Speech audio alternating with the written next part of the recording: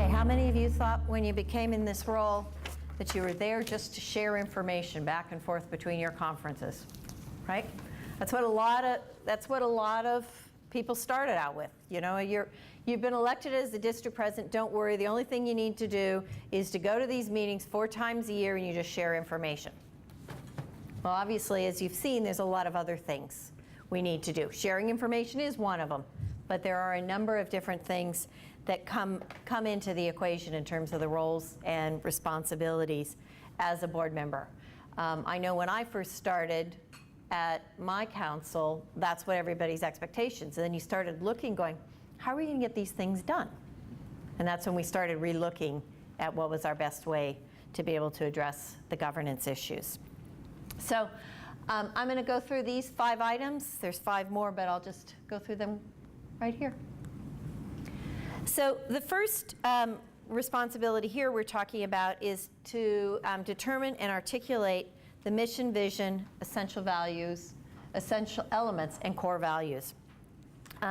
As Roger's mentioned, we're lucky in that the mission, the vision, all of these items are already identified for us. So really our challenge is to make sure it's alive in our councils and conferences, and that our Vincentians are living and breathing that.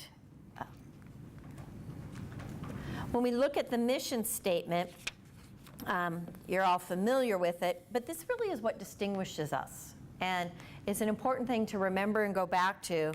And it starts telling, because that's one of the things you're going to run into those questions.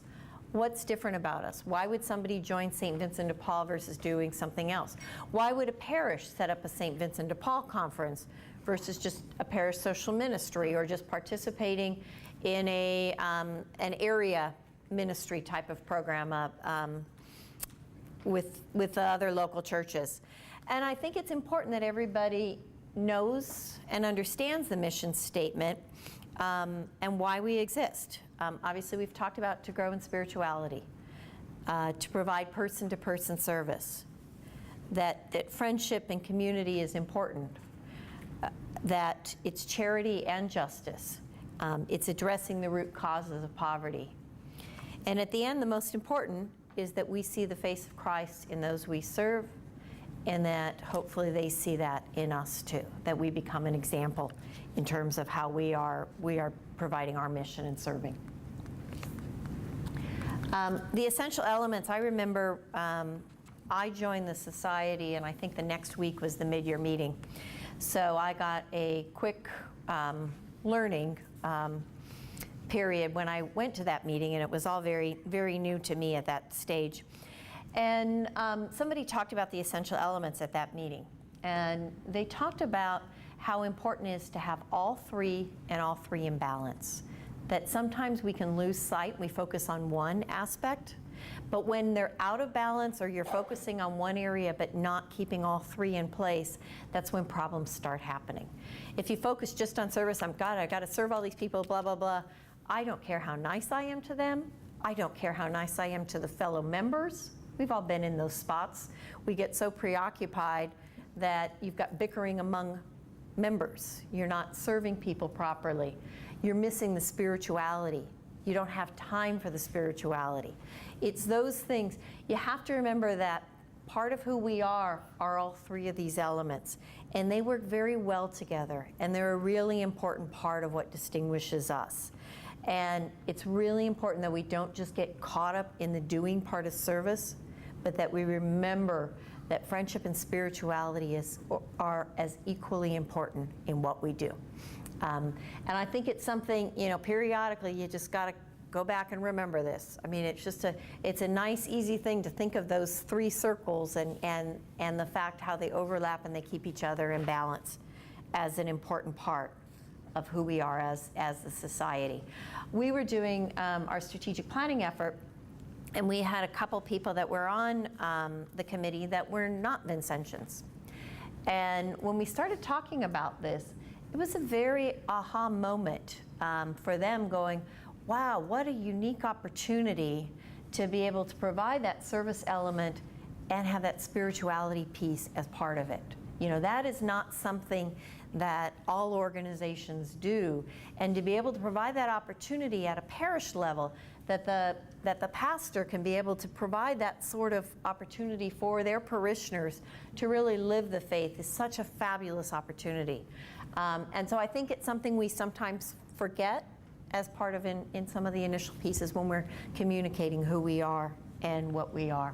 So important role as a member of the board. Our core values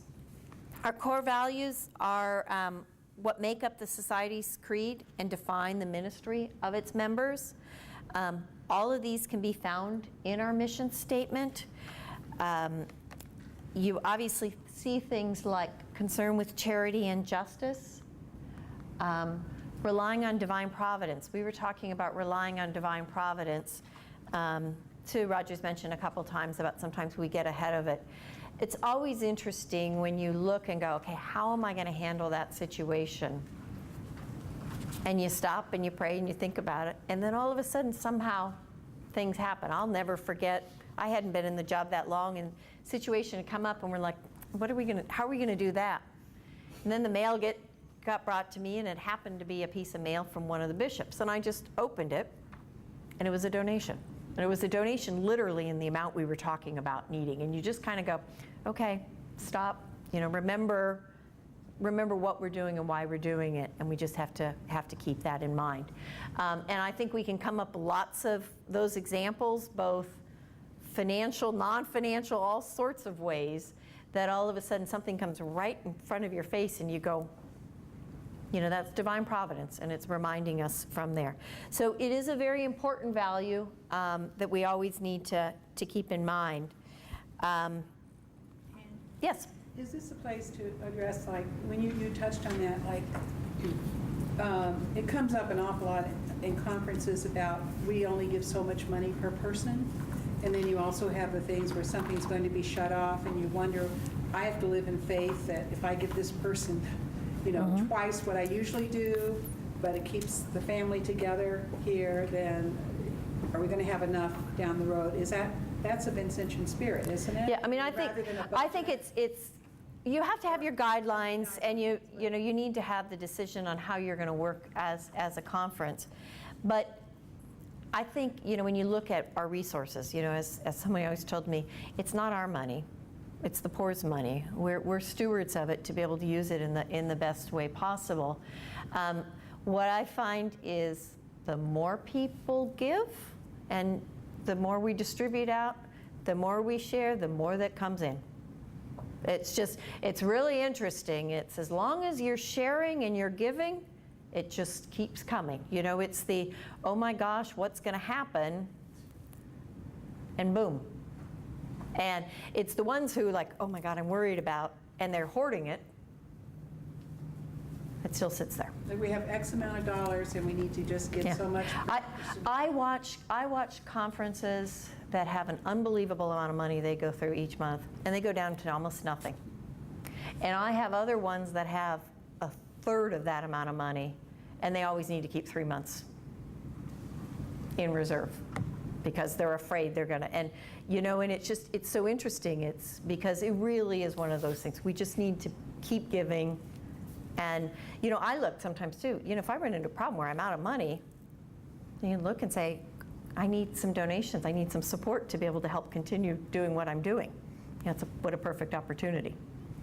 And you'll see too, when you look at your bylaws, and then you can also be looking at some of your policies too, you do have the officers work as a group too. They're not solely to make decisions, as Roger said, it is the full membership, but in the absence of the full group, they have some authority, and pending how the membership has defined it, they have some authority to make some decisions in the interim between meetings.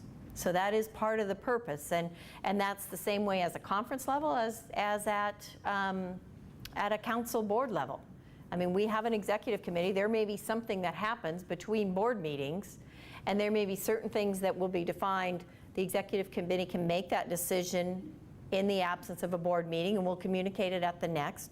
Or there may be other things that it's at a level that it would need to go to still a full meeting, which could be through a conference call. or some other mechanisms.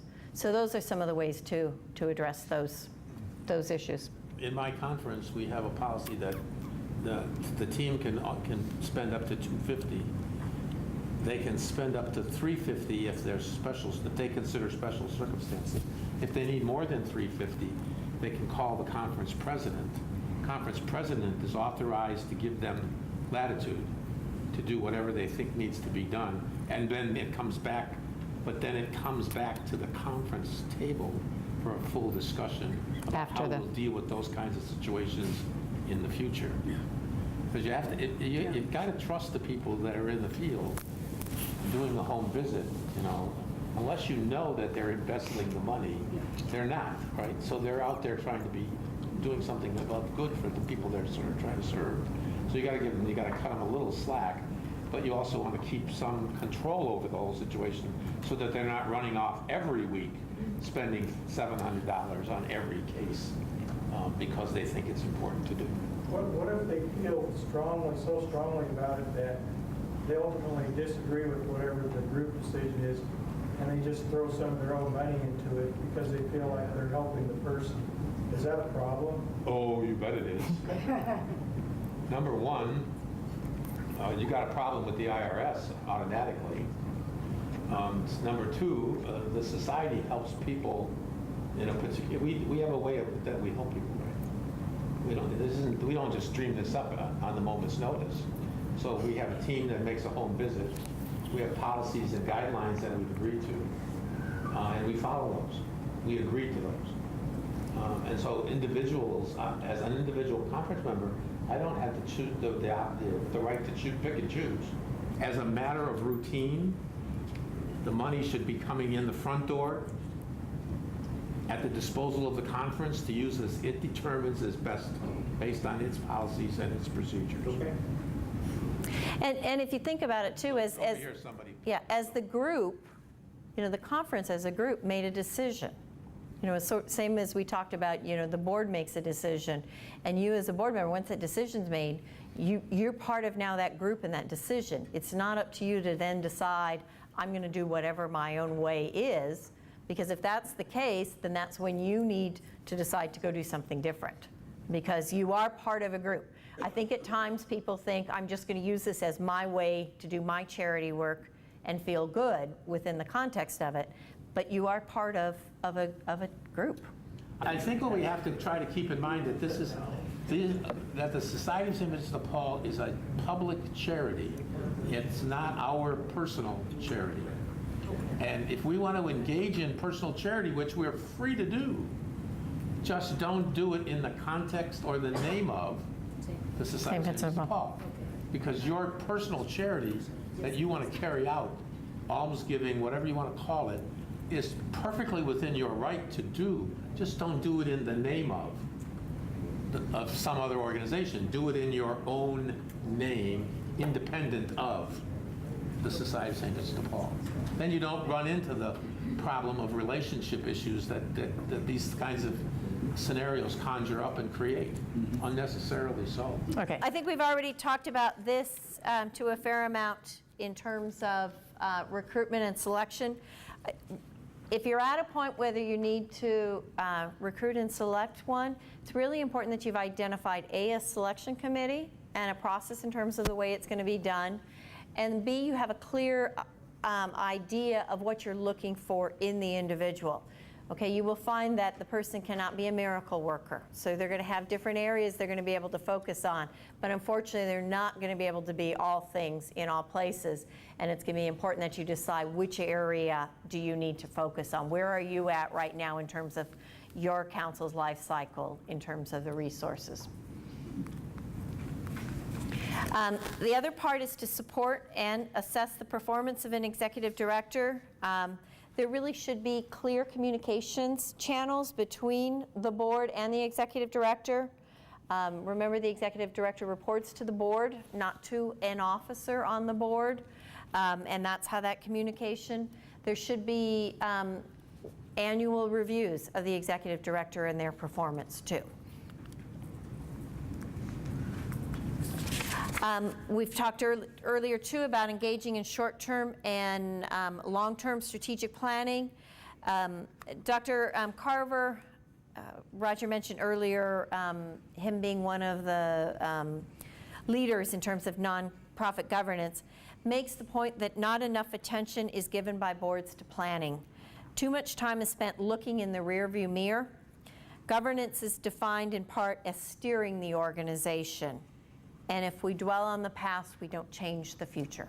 So we really do need to spend time looking at that to be able to say, where are we trying to bring our organization and how can we make it most effective? You know, have that vision, have that dream, and then start figuring out how you get to that place.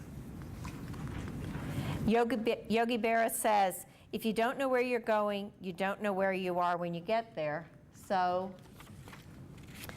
you always do what you've always done. You always get what you've always got.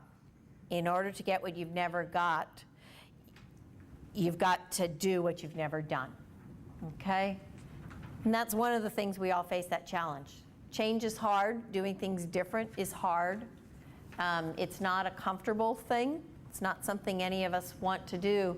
But really, I think when all of us think about those opportunities where we've made some changes and done some things differently, it's amazing how it can work out and how it can accomplish so much more or achieve different things than we ever thought were possible.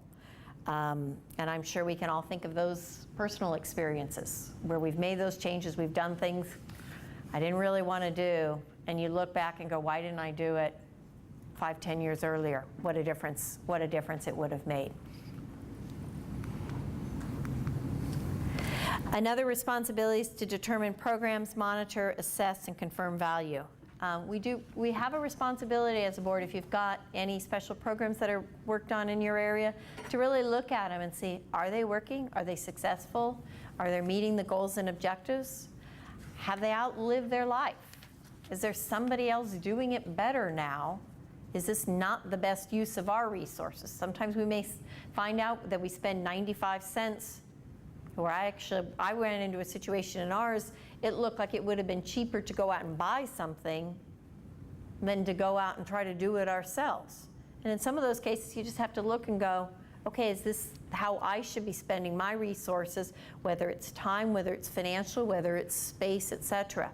So that is one of the roles of the board, is to be able to look at it and see the programs and sometimes make those tough decisions on things that maybe have been going on for a long time, but maybe no longer that really makes sense in today's day and age, or who's available in your community providing maybe similar services even in a better way.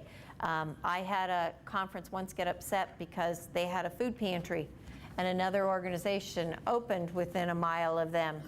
And they were now open 5 days a week and some evenings, and they're like, they're competition to us. And I'm like, oh, you have so many more opportunities of things you can do. If you're looking at another food pantry as competition for the people you serve, then it's probably time to go back and remember what we're doing and why we're doing it. The next slide had to do with special works. It's just a list of different special works that could be under consideration for a council or a conference. I think the important thing to remember is special works, as with everything, flow from our rule. So they should not be something that's done with the idea separate then versus what we get from our rule, and it's only after prayer and discernment should we establish such special rules, special works. And then there's a couple slides too about normal operations for special works. A special works that is part of a council will fall within the governance documents of the council. So it's important that what governance and policies and procedures would take into account any special works in your area. And it would be managed in that same way. There are some rare occasions where there are incorporated special works. And even if there are incorporated special works, it's important that they are still under the authority of the council. So it still is the entity, even if it's a separately incorporated entity, it still is part of the society and part of the council. and it should not be independent, totally independent. It is still using our name, our logo, our assets, and those abilities. And it's very important under those special works that disposal of assets is identified at the time of incorporation, so that there's no confusion later on in terms of what happens with those resources. So at the end of the day, all incorporated special works are still part of the society and needs to be governed by its membership, and it needs to be in compliance with the rule. So it doesn't change whether you're a special works and whether you're separate incorporated or part of your council. We all still follow the same pieces. Okay, this is the next grouping. Next one is to talk, we've talked a little bit already about ensuring that you have adequate financial resources to carry out mission. We need to be aware of both financial and other resources required to operate the programs. There are always alternative ways to address needs. Sometimes that just requires us to be a little bit more creative and think about what the need is and how we might be able to address it, and to ensure that the resources are available. At the end, as Roger has mentioned, at the end of the day, we always want to make sure the organization is healthier after we move on too, so that we're constantly working on growing that. And you know, one of the things when you think about Bridges Out of Poverty, they talk about what keeps people in poverty is lack of resources. And we often focus just on financial resources, but it's a lot more than just financial resources. And I think when we look at our society and what we need to be successful, it's a lot more than just financial resources too. The financial resources help, but that's not really what makes a good society St. Vincent de Paul Conference. It's all the other resources together that makes the difference. Reasons councils or conferences go out of existence or become serious problems. That can be because we don't build relationships with our stakeholders. We may think we can do it alone, but we really can't. So we talked earlier about a lot of our different stakeholder groups. We don't work in isolation, and sometimes I think egos can get in the way and we think we can do whatever we want, but we can't, and that can cause some problems there. Sometimes we're content doing the way things have always been done, and the world changes around us, and we're no longer viable in the way or shape we are.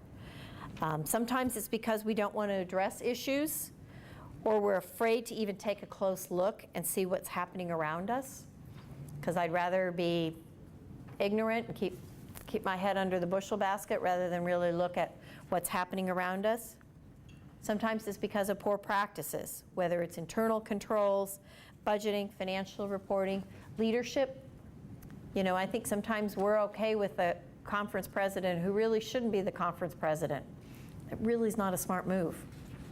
You know, that person who just got there and is really not capable of doing it, that's leading us into the potential for some serious problems in that area. And we have an obligation to be good stewards of our resources. There have been lots of instances lately of some really serious problems that have happened. And I think one of the things is, what's wonderful is we are part of a national and part of an international organization that has its goods and bads. And when good things happen, we all can share in those success. When bad things happen, we all come under scrutiny too. And so what actions of one area we have to realize has the potential impact on a lot broader spot than just yourself. So that somebody thinks, oh, I'm doing it, you know, it's just my conference. You're doing it in the name of Society of St. Vincent de Paul. It has the impact on your whole council. It has the impact on across the country, the region, and the areas. So news picks up. People are always looking for things that are not going right. You know, media always looks for those opportunities of you know, charities that are not working in a charitable way, and meeting and not being transparent and accountable for their resources. So really important. That's a key part of our role as leaders in the society, is to be able to keep an eye on this. And regardless of what role you have, we can all see things, and we should be asking questions. If a question gets asked and it's like, oh, we don't need to worry about that, or let's not discuss it, that's when it probably does need some more light put on it versus less light.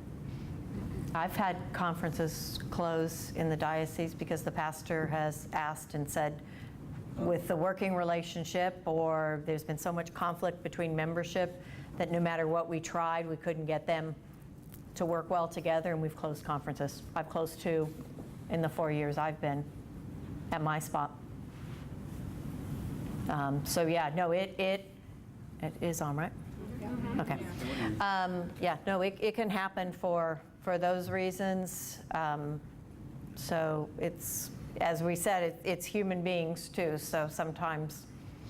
And I've had a conference that we had, the way funds were being used were improper, and we ended up closing that conference. We worked with the diocese on that and said this isn't right, it needs to work that way. Okay, the next one is to make sure effective use of management and resources. I think we've talked about this in enough. Basically, it really is going back to ensuring that we're optimizing the use of our resources for the mission impact.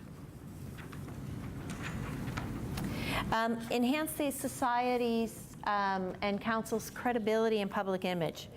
It's a really important part. Our credibility is our corporate identity, and without it, we'll struggle. Our image includes what we do, what we look like, how we treat others, those who work for us, those we serve in the community at large. It involves telling our story and building awareness. Without that, we won't have the resources to serve those in need. And it involves the proper use of the logo and name, remembering what one council does, good or bad, can affect everyone else. It's also about building trust. I know for many, there was always the society we're quietly serving. I don't really want to talk about what we're doing. If we don't talk about what we're doing, we're never going to be able to get the resources, including the membership and people involved to support the activity. We'll never be the one who's going to be on the TV and all of the big, I mean, if you come back to our core values in terms of simplicity, humility, things like that, it will always impact how we approach that situation, but it doesn't mean that we don't share our story. And that it's such an important part for us to share our story. And we were talking earlier about resources. Somebody was talking, I think it may have been in one of the breaks. The more you share the story, the more it comes. And it's just amazing. It's amazing. I mean, I've got a conference that's been around, I don't know, probably 5 to 10 years. They keep growing in terms of the number of members as well as the resources and what they're able to do. And I was looking at it, I think their resources increased almost 30, 40% over the last year, and it's been that sort of increases over the years. They just, the way they're doing it, how they're doing it, and how they're sharing it in the community is having such a positive impact. People want to be able to support and be able to do that. And a lot of that has to do with our image and credibility and our role, because we do represent the society. We went through doing some videos for our own organization. We were very uncomfortable about having somebody that we served speak, but we were able to do it in a way that respected them and protected what they were doing, and they were comfortable with it. So I think it's one of those things you just always have to really remember in the way we do it. There are ways to do it that makes sense. The next one is our role to protect integrity and ensure accountability. I think we've talked about this over and over again. I don't think we need to go through that anymore. And then there's some essential policies that we haven't really talked about in too much detail here. Obviously, things like non-discrimination, conflict of interest, document destruction, whistleblower. Those three, the conflict of interest, document destruction, whistleblower, those all came out too from Sarbanes-Oxley. They are all part of the 990 questions. So those are something that gets asked. You said audit policy too. Annual report policy, that's part of national, our requirement to report, tax filing, information sharing policies, who's the spokesperson, orientation of new board members. such a key part. You know, you've learned a lot today. You bring in a new board member. They shouldn't need to wait for a session like this to learn a lot of this. What do you have in a board manual? There's lots of information, board source, lots of areas that could talk about what are the standard sections and things that should be in a board manual that helps to make board orientation effective. Employee policy, business practice, and bylaw review. So some of those we've talked about, some we have not, but there's, you know, some of the general policies to be able to look at.